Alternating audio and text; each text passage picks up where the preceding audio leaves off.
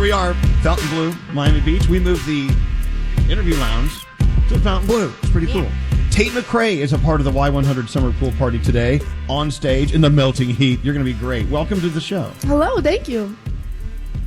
I think one of my favorite Tate McRae moments was at Jingle Ball.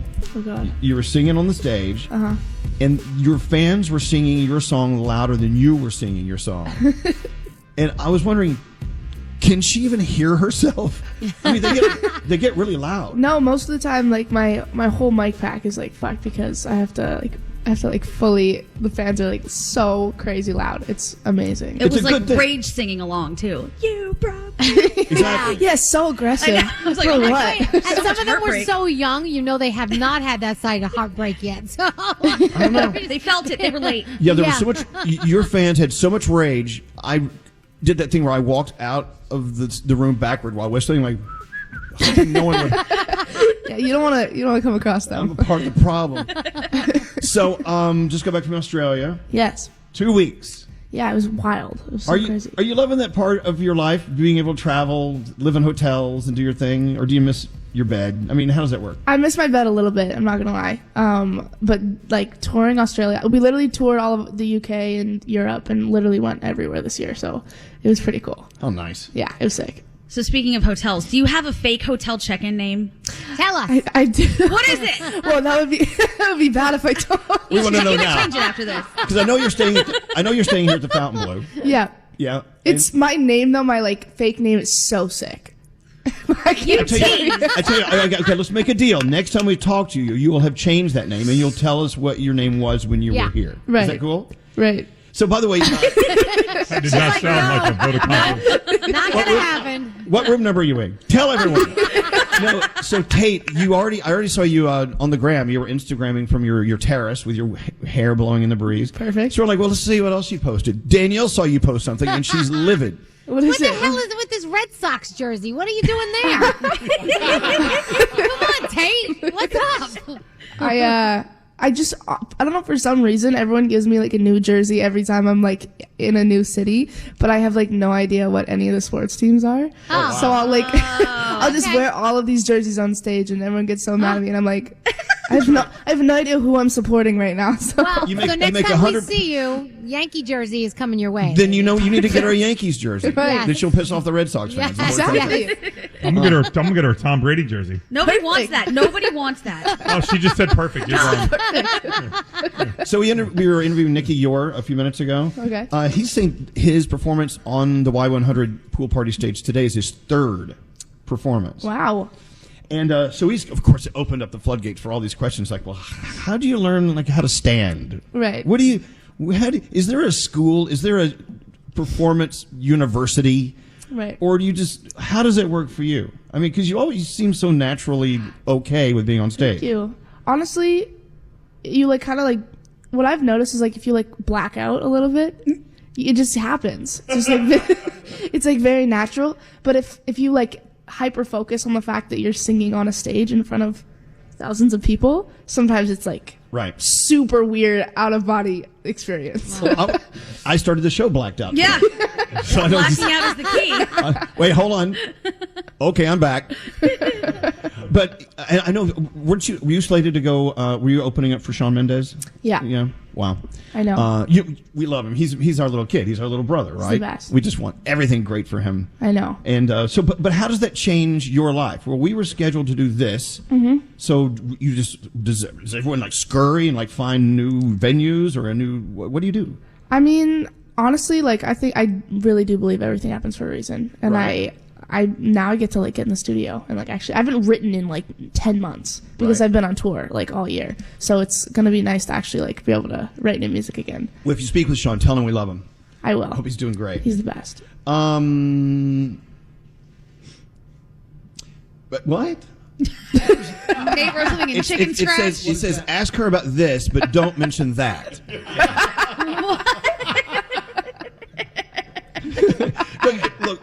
Look. Okay. I tell you, when managers usually say, "Do not bring up this and this and this," we're Right. like, "Okay, we wouldn't bring that up anyway because we're not in the world of embarrassing people." Right. So I'm not going to ask that question. Okay. But you do claim you've never ever been on a dating app. No. I don't want to be on a dating app. Your management team's looking at me like, don't go there.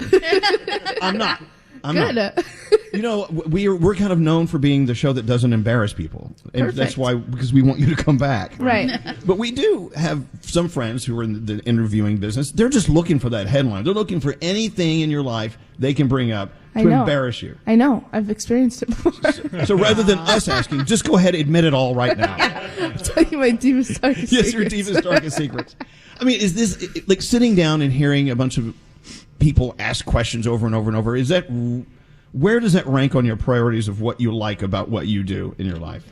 Is it the necessary evil, or do you like it's okay to get your word out there? I mean, if you get asked good questions, it's a fun. What are you trying to say? Hold on. It's a fun experience.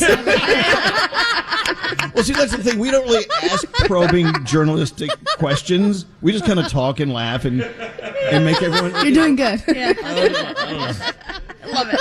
I know you're not on dating apps, but have you experienced people using your photos to act like they're you? Yes. I did once. I'll be honest. I used your photo once. I had a great weekend.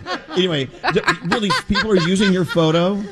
Yeah, I mean that kind of stuff happens all the time. Like, of course. you just see your face. No, no one ever uses my photo. Exactly. And that's quite all right. So, performing. So, if this is Nikki, yours third performance. Okay. Can you even ballpark how many performances on a stage you have done since you hit the scene? Well, it's weird because after before the pandemic, I just hadn't really performed before, and then all of a sudden, as soon as we were free, I just did every single festival and everything in sight. And then I went on tour for a million years. So I've probably done 80 performances now or something. That's a lot. A lot, yeah. It's a heavy duty job. I mean, it can be strenuous at times, I must assume. Yeah. I mean, it's especially traveling a lot and getting place to place. It's a tough business, but performing's my favorite part of it all. Right. I think it's the best. Better than writing and getting into the studio? I mean, I love writing, but performing is you feel like a rock star. It's so fun. Well, you are. You are a rock star. There's that. Ooh, how weird. You just woke up and realized you're a rock star. The album, Used to Think I Could Fly, I mean, it came out just a month or two ago, didn't it? Yeah. Yeah? Yeah. And so, on the eve of its release, was it Christmas Eve for you? Were you a little nervous? How are they gonna like it? Or do you care if anyone appreciates your art? Of course I care. I think, I mean, the thing is when you release music, you just have no idea how people are going to interpret it or not. You just, even if it's super personal to you or whatever, you have no idea how people are going to take it or how they're going to process it. But I do remember, I had, a whole bunch of, parties scheduled, and I, canceled all of them. I'm I don't want to celebrate with anyone. I want to be alone. I can see that. Yeah. I get that. Yeah. You know what? One of the things I love in speaking with artists is when they say, "Look, I made this album. I wrote this album. I put it out there, and I laid my heart, on my sleeve, whatever." Yeah. And I love it when my fans come up and say, this one track, it really kind of changed my life around a little bit. Mm-hmm. Have you ever had someone try to interpret one of your songs and you just want to look them in the eye and go, that is so off the mark. I didn't mean that. that is not the song I wrote. Yeah. It's how'd you get that out of that? No, it happens all the time. I remember my grandma one time just completely missed the ballpark on one of my songs. Maybe it's a good thing. She was it's so innocent and sweet and perfect, and I'm so proud of you for writing a song like this. I was like, Grandma, that's not what the song's about. The song's about hating people that crush your heart. You gotta let Grandma think it's all innocent and all that. It is Grandma. I know. How's your family feel about this? I mean, this is got to be are you the black sheep of the family? Where you're out there a musician traveling the world and they're at home going, who is this girl? What happened? They think it's so crazy. I mean, they just in a good way? In a great way. I think they think it's amazing. I mean, they all wish they were doing this too. It's really special, and they're just so supportive and the best. So, would you ever take them on tour and let them be background singers or something? Who did you know that did that? We knew someone who he would take his dad with him and he would play drums or something. Oh, that's awesome. That's so sick. I don't know. All right. Thank you for coming to the pool party. Thank you for having me. The first time I met Tate was in Las Vegas, and we were at a pool party, and she's wearing these big clunky boots that were like 80 pounds apiece. That's what I'm known for. Is like my massive shoes. Did you get a weird tan line from that? I wasn't outside for that long. I was outside for like 5 minutes. Let's push her in, see if she can swim in those things. He's like making it look like I had a bikini and massive boots on. That's what I was picturing. Thank you for the music. Thanks for being here for our listeners. Much appreciated. You're gonna have a lot of fun on that stage. You're gonna melt. Don't wear makeup. I know. I'm telling you right now. You have a beautiful dewy thing going in Miami anyway. You don't really. Yeah, You can be the natural looking. Thank you. She's all I want to be. Of course, Tate McRae. Thanks for coming on with us today. Thank you. We'll see you at the pool party later on.